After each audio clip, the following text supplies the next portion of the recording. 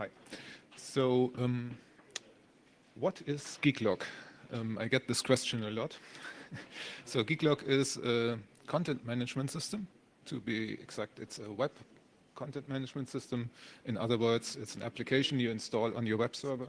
Can you stand closer? Okay, more closer. It's an application you install on a web server, and then you can use it to run a website with.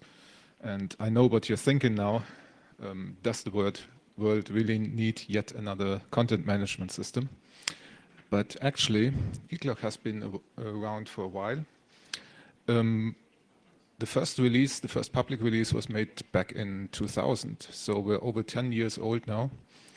And if you haven't heard of Geeklog before, maybe you've heard of this website, which if you scroll down, the next time you visit it, you may want to scroll down to the end and check at the bottom where it says in small letters, powered by Geeklog. And since no Macs in here right now, there's one up there. Mac users may know another website called macOS10hints.com, which is pretty popular for tips and tricks for Mac users. And it's also been running on Geeklog for a very long time now. So these are probably the two biggest customers, in quotes, that we have really big installations. I guess Rocklaw has a bit more traffic, while macOS 10 hints may have more registered users, but I'm not exactly sure. Oh, I'm not used to stationary microphones, as you can tell. Yeah, then I'll try that. Anyway, so why would you want to use Geeklog instead of any of the other open source content management systems that are out there? Well, the main feature of Geeklog is our focus on security, because originally it was written for a security portal. So the original author, Jason Wittenberg, wanted to create a portal where he posts about security issues, and of course you want a secure content management system to run such a site, so he wrote it himself and open sourced it, and this is how Geeklog came about. Okay, security, what does that mean? Let's have a closer look here. Of course, we have our usual programming guidelines and best practices for our code, so don't trust the user input, escape stuff before it gets into the database, all that's just standard. But you have to remember that security is not something that you reach once and then you stay there, because things in security are always in a state of flow. Things change. For example, the easiest thing that may change is the environment your application is running in. So if your hosting provider installs a new version of the web server, then suddenly some things may not work like they did before. In that case, you can plan for it because you're probably taking track. Keeping track is the word. Keeping track of the changes, the upcoming changes in the web servers you support. But there are also cases when people find new ways to exploit things. So suddenly, something that you considered secure yesterday is not secure anymore today, because somebody found a new way to exploit it and to work around what you thought was secure. And yeah, so the problem here is this is not really exact science. Security, you have to stay up to date, check what's happening out there. So this is what we do mostly. We monitor the usual mailing lists, we check what problems other web applications have, and we check is this something that could affect Geeklog as well.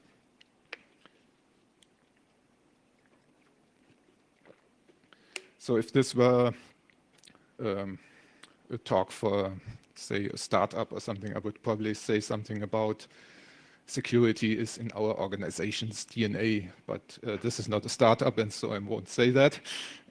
But we take this stuff seriously, and you can ask our users. On occasion, we have rejected feature requests because we couldn't think of a way to implement it in a way that we consider secure.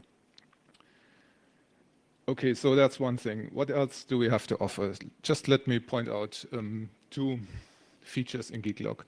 We have these Unix-like permissions all the objects in Geeklog, for example, articles are objects, have an owner and an owner group, and you can set read and write permissions on them, just like in the Unix file system. So if you're familiar with the Unix file system, this should be obvious how to do that. So you can set read and write permissions for the owner, for the user group, and for the rest of the world, you can, of course, only set read permissions because, yeah, obviously you don't want everybody to write.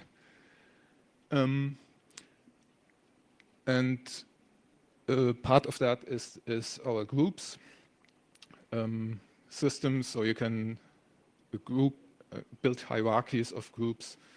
So if you have a sales and a marketing department, you can assign content to the sales and to the market department, and they can't see it. But if you then need the ability for someone to see it, then you just define a super group that includes both the other groups, and then they can access it. So just the normal stuff, like I said, that you're used to from a Unix file system. The other thing that we have is a spam filter, because there's still a lot of spam out there on the web pages. And the interesting thing about ours is that it's extensible. So if the spammers learn some new tricks, you can just write a module and put it into the spam filter and extend it easily that way. So it comes with the usual stuff, like a blacklist for words, like Viagra and all that, and blacklists for IPs. But we also have modules that connect to services that filter spam for you. So you've probably heard of Akismet or Molom if you're in WordPress or Drupal community. We're actually shipping with one that's for SLV. That's the service. It's spam link verification, just because that was the first that we found back when we implemented this that didn't require sign up. And it's still working quite nicely for us. But we also have filters for other services. Okay, so now these are the advantages of Geeklog. There are, of course, cases where you don't want to use Geeklog. So I'm not saying this is for everyone or for every situation. There are maybe two situations where you probably don't want to use Geeklog. The first is if you want all the latest and greatest features, because we don't usually have them right now. So if a new service comes up or a new way of doing things comes up, our community is usually pretty quick to find a hack or some way to make this happen, but it will take a while before it gets into the core, into Geeklog itself. We're a small community, and as I said, we like to do things properly, so it will take a while. The other situation is when you can foresee that you need professional support.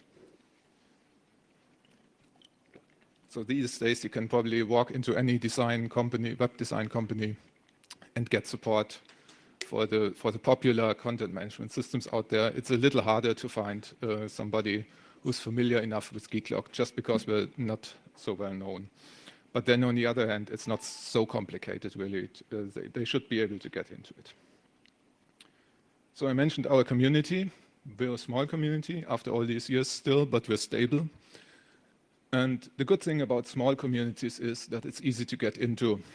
So we have a long list of ideas that we would like to implement at one point or another.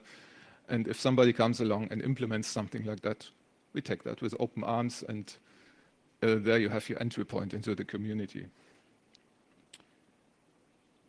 Speaking of communities, we've also been involved with this community, with the Google Summer of Code.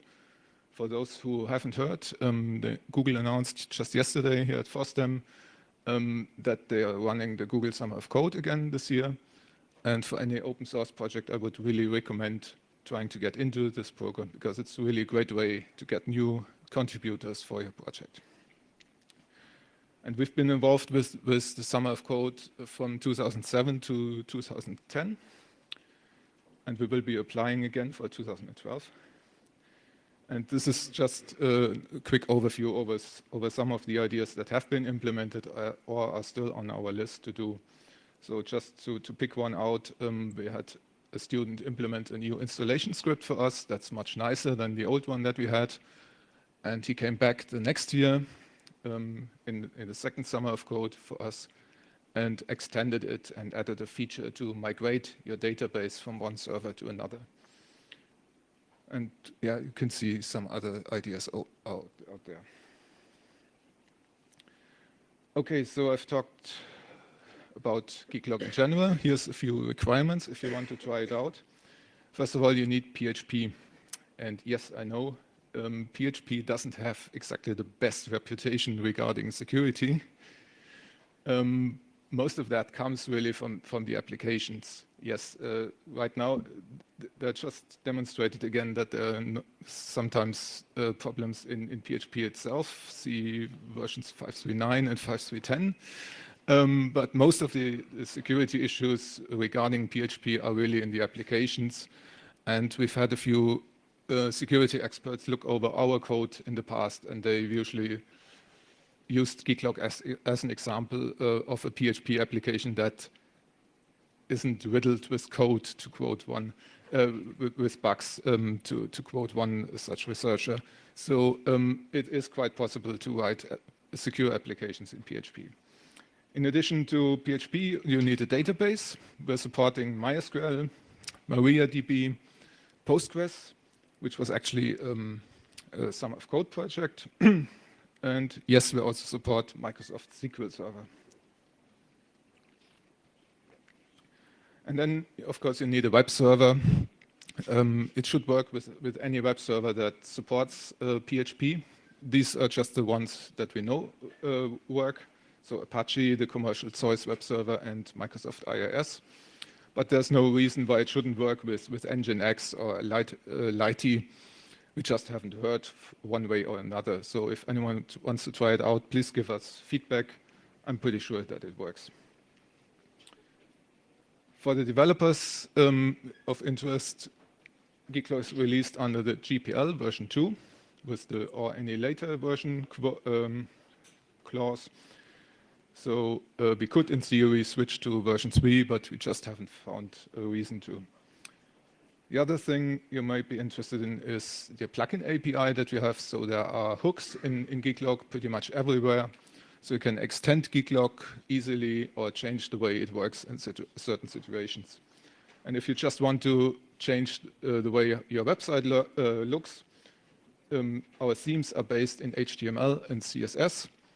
And it's pretty easy to modify that. You don't need to learn PHP to change the look of your site. And that was pretty much it. So in summary, Geeklog may not have all the latest and greatest features, but it's a mature and secure content management system. And if that's something you're interested in, you're welcome to try it out on geeklog.net or just drop by on our IRC channel, say hi, I sent you, and yeah. And yeah, we even have time for questions now.